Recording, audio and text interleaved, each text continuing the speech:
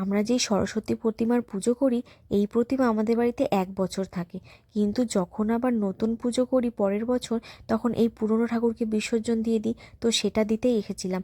আর এইবার যেমন সরস্বতী পুজোর তিথি দুদিন পড়েছে, আমাদের বাড়িতে আগের দিন হবে না, কারণ অনেকটাই বেলা হয়ে যাবে।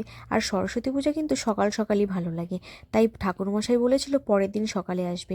তাই তাড়াতাড়ি করে সরস্বতী পূজার আগের দিনই রেডি হয়ে বেরিয়ে পড়েছিলাম কেনাকাটা করার উদ্দেশ্যে। তার আগে একটু পার্লারে যাওয়ার ছিল, তাই সোজা আগে প্রথমে পার্লারে চলে গেছি। ওখানে দেখো তিতিরেরও কিন্তু মেকওভার হয়।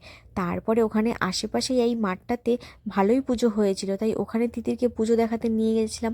ও কিন্তু বেশ মজা পেয়েছে, দেখো ওর নাচ দেখলেই বুঝতে পারবে। তারপর ওখান থেকে সোজা চলে গেছিলাম বাজারে। বাজারে কিন্তু বেশ ভিড় ছিল, মনে হচ্ছে পুজোর বেশিরভাগ কাল সকালেই সবাই করবে। তারপর কেনাকাটা করে সুন্দর একটা প্রতিমা নিয়ে বাড়ি চলে এসেছি। এই ছিল আমার মিনি ব্লগ।